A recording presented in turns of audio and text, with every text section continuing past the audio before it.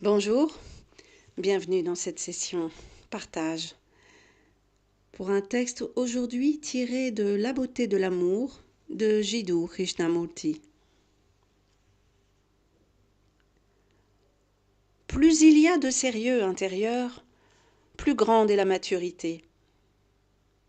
La maturité ne peut pas être une question d'âge, n'est-ce pas?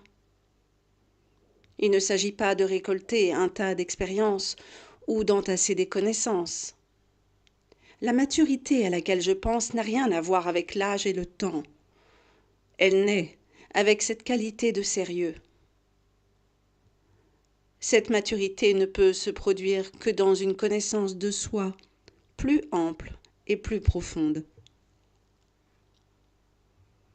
Pour cette maturité, faut-il faire confiance au temps, aux circonstances, à un tempérament ou à certains traits de caractère?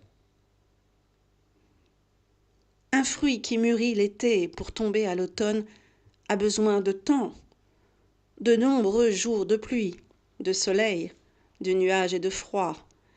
Ayant surmonté les épreuves du climat, il est bon à cueillir. La maturité dont nous parlons dépend-elle des épreuves? Pour moi, on n'a pas de temps à perdre. Il faut être adulte instantanément, pas sur le plan biologique, intérieurement adulte, totalement, complètement mûr. Et cela, est-ce une affaire d'épreuves, d'expérience, de savoir, de temps, de jours et de climat? Je pense que c'est une vraie question. Nous devons nous la poser, car, et c'est dommage, nous atteignons un peu trop vite la maturité biologique et nous perdons physiquement la vie avant d'en avoir compris tout le sens.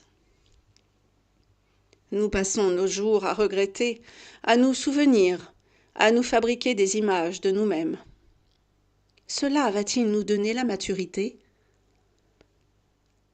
La maturité n'est-elle pas une chose instantanée, sans aucun contact avec le temps? Posez-vous la question, je vous en prie. Nous ne sommes pas ici pour écouter des causeries, discuter sans fin, échanger et empiler des mots. Je le dis en toute simplicité, nous ne sommes pas ici pour récolter du savoir et de l'expérience, mais pour voir les choses directement et instantanément, telles qu'elles sont. Pour moi, voilà ce qu'est la maturité qui n'admet ni aveuglement, ni la malhonnêteté, ni le double sens, ni la double mesure. Nous sommes ici pour nous voir tels que nous sommes, sans peur, sans les images que nous nous sommes façonnées de nous-mêmes. Chacun a une image de ce qu'il devrait être. Chacun pense qu'il est formidable ou totalement sans intérêt, ennuyeux ou médiocre. Ou bien nous nous sentons extraordinairement affectueux ou supérieurs, pleins de sagesse et de savoir. Nous avons de nous-mêmes une image qui exclut totalement la perception de ce qui est, de l'immédiat.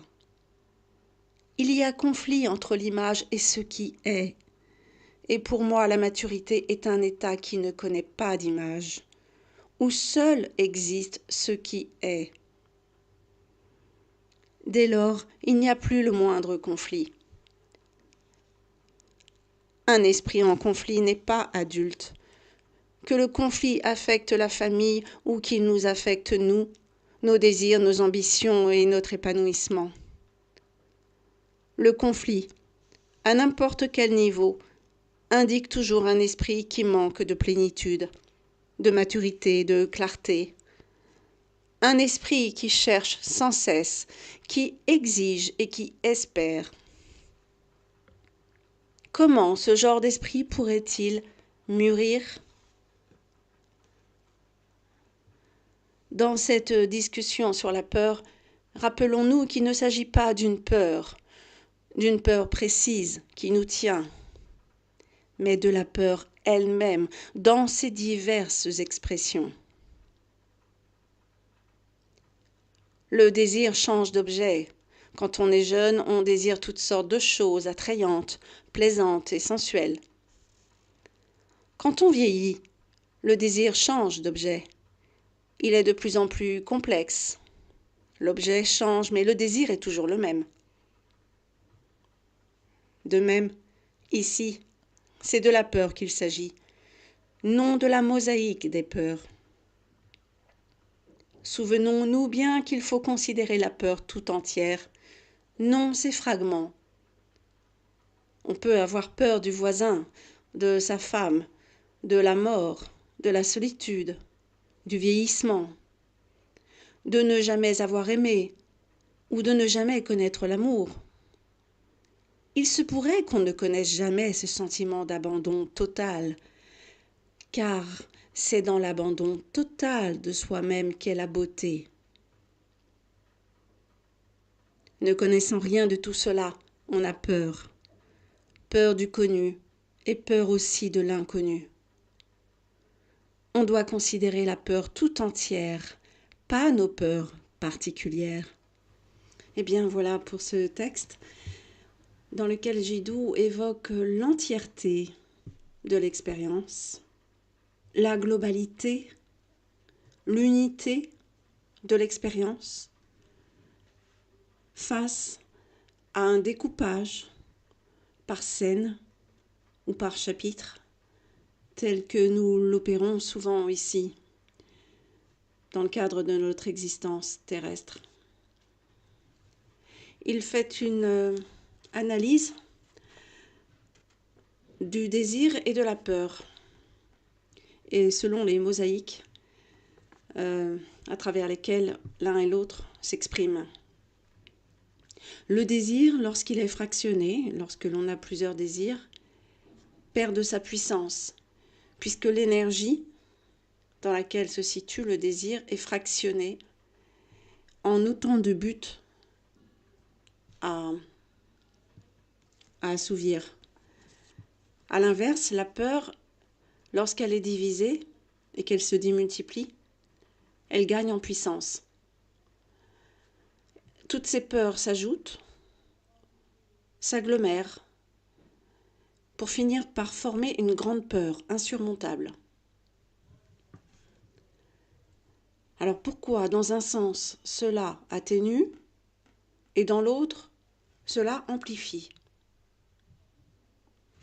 Parce qu'il s'agit de la même pièce.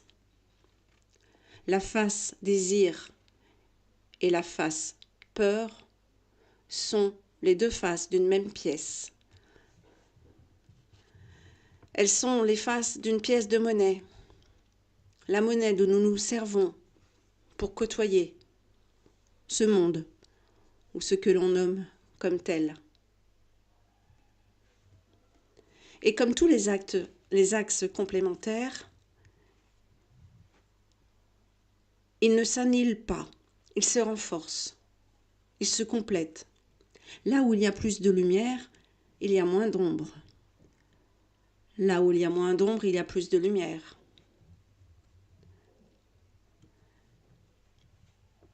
Il s'agit de la même pièce, d'échange. Les peurs, ou la peur, et le désir, et les désirs, sont le moyen, le médium à partir duquel ce personnage entre en contact avec le monde phénoménal. Et c'est la monnaie d'échange que nous utilisons pour entrer en contact avec ce monde phénoménal que le corps expérimente. Mais il ne s'agit toujours que du personnage, d'un personnage physique, une enveloppe physique, en contact avec un monde, au sein d'un monde phénoménal. Et la maturité est ce qui vient de l'âme. C'est ce que nous dit Jiddu. La maturité vient de l'âme et non pas des transports utopiques qui animent le personnage, qui animent le corps. C'est l'âme qui est douée de sagesse et non pas le corps physique qui se débat, lui, au gré des désirs et des peurs Ainsi donc, Jiddu parle d'un comportement adulte qui serait... Ce comportement serait celui par lequel le personnage terrestre s'effacerait naturellement devant la sagesse de l'âme, c'est-à-dire ce qui connaît le chemin, ce qui est de toute éternité, la conscience, une, indivisible, universelle, dont le personnage est porteur. Eh bien voilà. Merci de votre écoute, merci de votre attention et à très bientôt sur le canal La Voix du Soi.